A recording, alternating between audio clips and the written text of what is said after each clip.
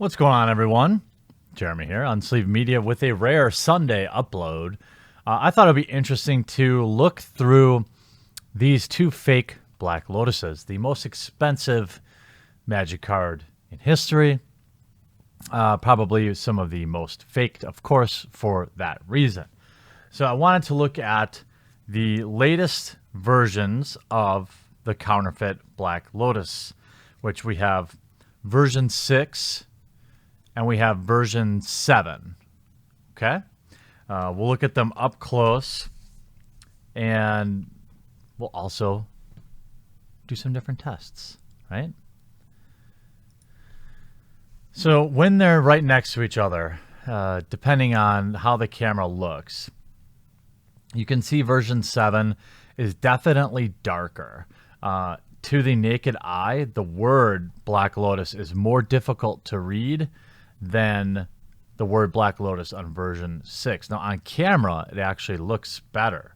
Version 7 looks more vivid, more contrast.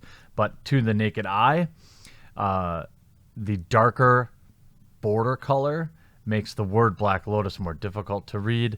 And the version 6 looks like it pops a little bit more.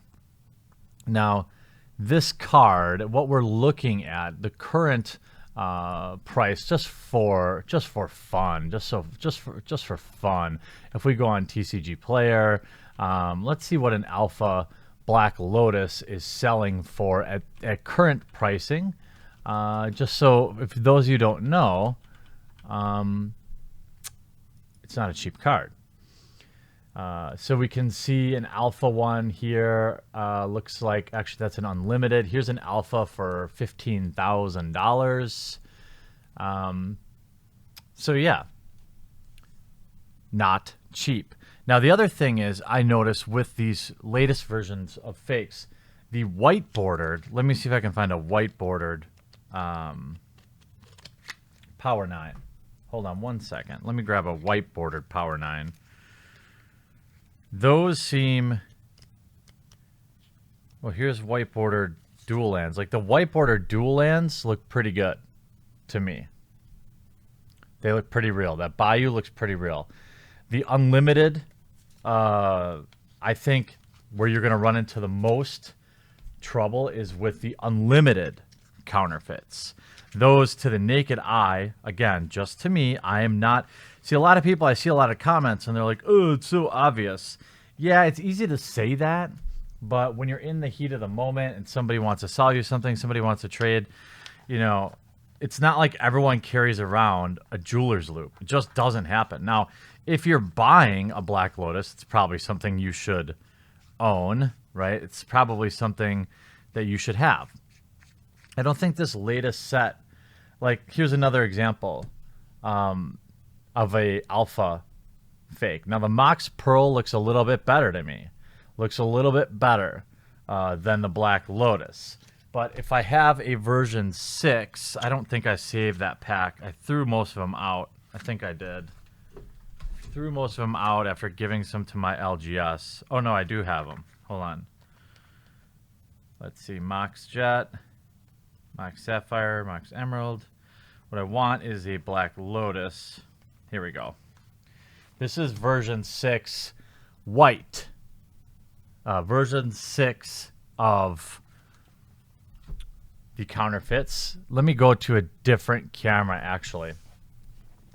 So we have two version 6s back to back there, 1 and 2, and then version 6 here and here, version 7 here.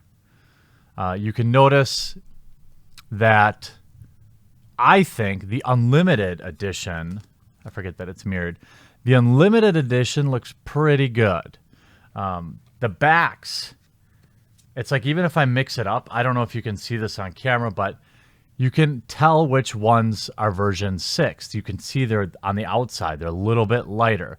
Version 7 is a little bit more bold, a little bit more vivid.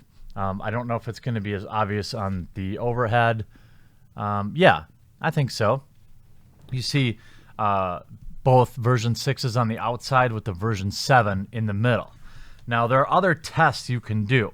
For example, the bend test, where you bend it, right? Bend in half, let it go. It should go back. It's pretty good. It didn't crease. I would say it's pretty close to passing the bend test. The stock doesn't feel exactly right in my hands. That was version 6. Let's see what happens with the version 7 bend test. Here's a version 7. Touching, letting go.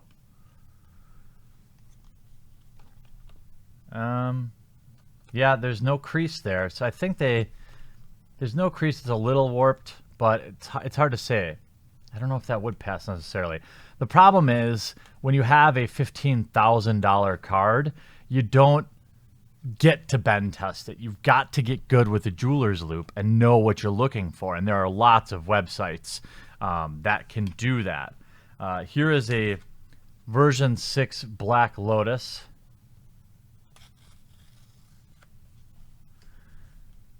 You see, it does have a color core. It is not blue, but it does have a black color core.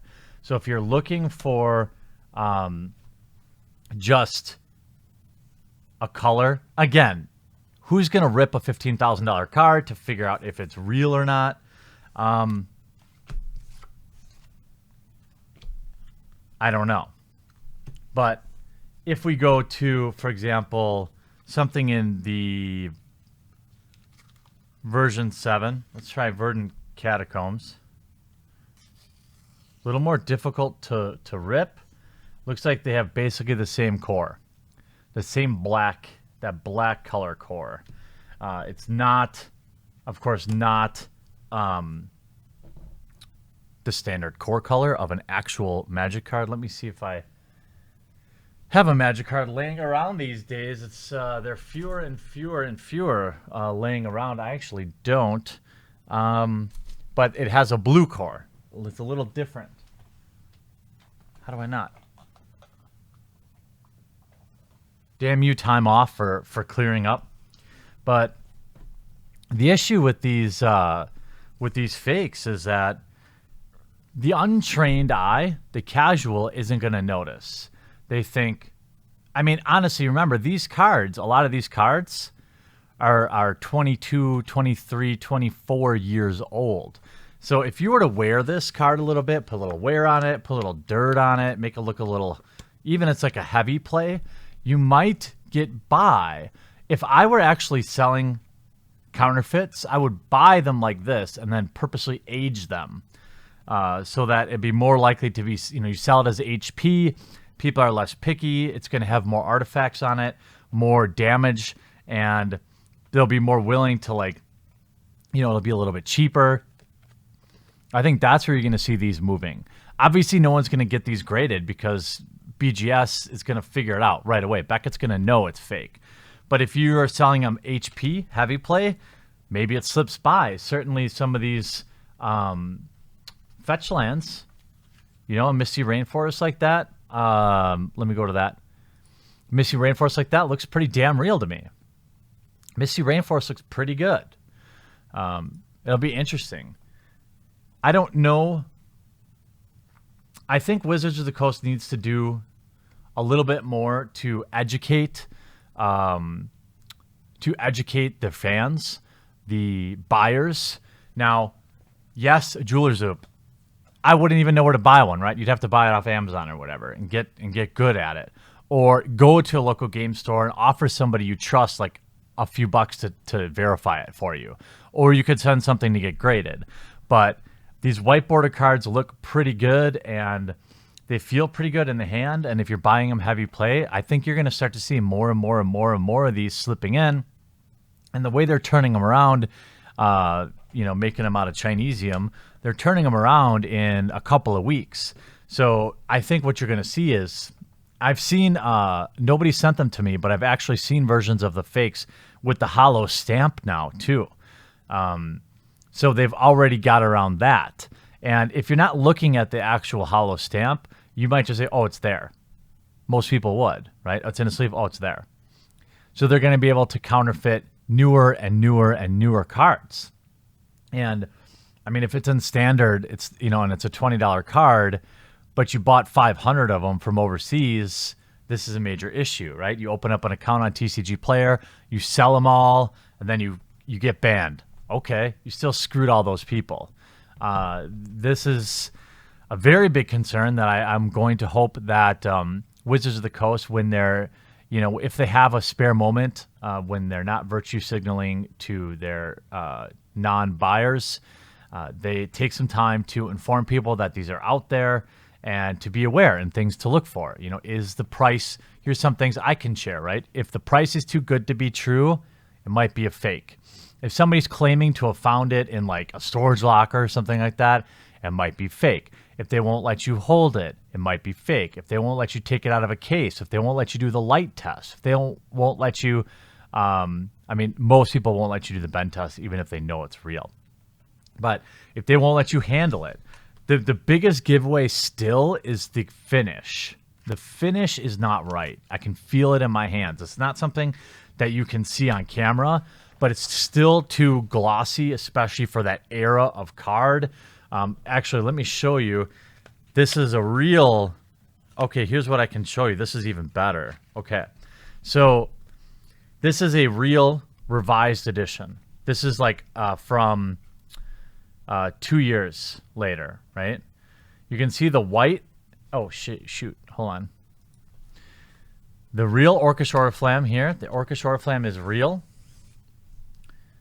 The Black Lotus is fake. I don't know if it comes from on camera, but to the naked eye, the white on the Oriflamme is pretty damn close. I don't know if you could see it off. I don't think the human eye picks that up as well, but you can see that the text is a whiter white.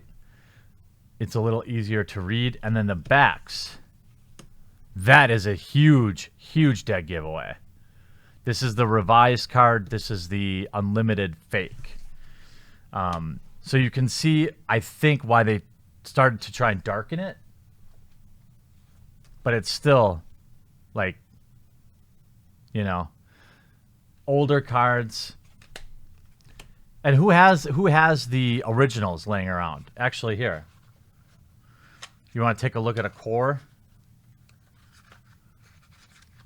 I'll use an island for reasons. We talked about the rip test, right? It's really faint. I don't know if you're going to see it, but it's there. Definitely, this is real. Okay? This is fake. See how it's black? And this has like a light blue. It's almost indistinguishable. Very obvious that which is fake, which is real. It's getting scary out there, friends. Be very, very, very careful when you're buying these cards, especially to keep in mind the list that I've shared with you of fakes that are out there. And buyer beware. If the deal is too good to be true, it's always better to be safe than sorry and pass on that deal.